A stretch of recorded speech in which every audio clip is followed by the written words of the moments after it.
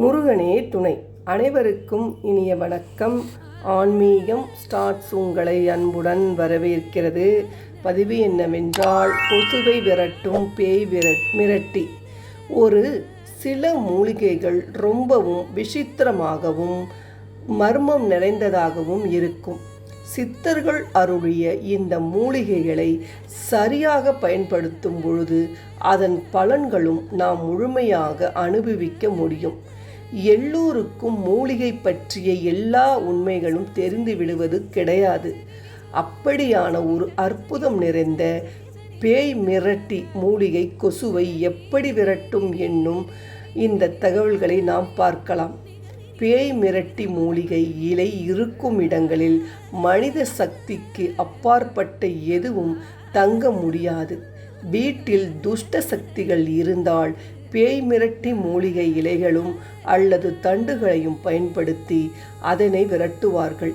பேய் மிரட்டி பேய்களை மட்டுமல்லாமல் நல்ல ஆத்மாக்களையும் விரட்டக்கூடியது என்பதால் இதனை வீட்டில் வைத்து வளர்க்கக்கூடாது என்று சித்தர்கள் கூறியுள்ளார்கள்.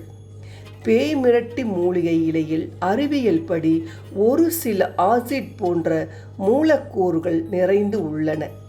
இதனால் அது பச்சையாக இருக்கும் பொழுதே எரியும் தன்மையுடன் இருக்கிறது. பச்சை இலையை பஞ்சு திரி போல சுருட்டி எண்ணெயுடன் தீபம் ஏற்றினால் ஒரு நாள் முழுக்க நின்று எரியும்.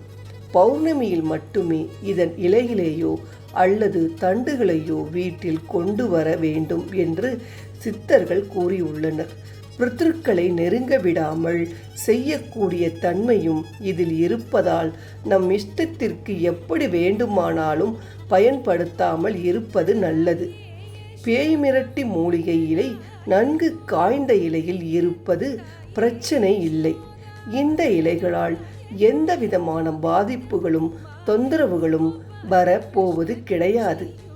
எனவே காய்ந்த இலைகளை கொண்டு வந்து அதனை சாம்பிராணி தூபம் காட்டுவது போல் தூபக்காலில் தணல் மூட்டி சாம்பிராணியுடன் இந்த இலைகளையும் சேர்த்து போட்டு அதன் புகையை வீடு முழுக்க பரவச் செய்ய வேண்டும். பச்சை இலை நறுமணம் மிக்கதாக இருப்பினும் அதனை முகரக்கூடாது என்று சித்தர்கள் நூலில் குறிப்பிடப்பட்டு உள்ளன. காய்ந்த இலைகளுடைய இந்த புகையானது வீடு முழுக்க பரவும் பொழுது துஷ்ட சக்திகளுடன் நெகட்டிவ் எனர்ஜிகள் வெளியேறி கொசுக்களும் நம்மை தொந்தரவு செய்யாமல் வெளியில் சென்று விடுகிறது.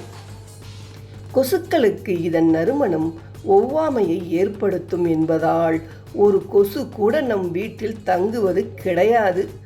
கொசுவத்தி தயாரிக்கும் சுருள்களில் கூட இந்த இலையைத்தான் பயன்படுத்துகின்றனர் என்பது குறிப்பிடத்தக்கது. பேய்மிரட்டி மூலிகை குபேர மூலிகை என்றும் அழைக்கப்படுகிறது. மேலும் பல பெயர்கள் கொண்டுள்ள இந்த மூலிகை வீட்டில் இருக்க உகந்தது கிடையாது.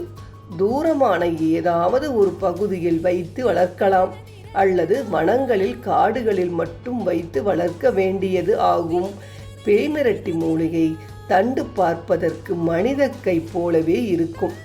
இந்த தண்டு முழுவதும் மஞ்சள் தடவி குங்குமம் வைத்து கட்டு போல கட்டி பௌர்ணமி அன்று நிலைவாசல் படியில் தொங்க விட்டால் போதும்.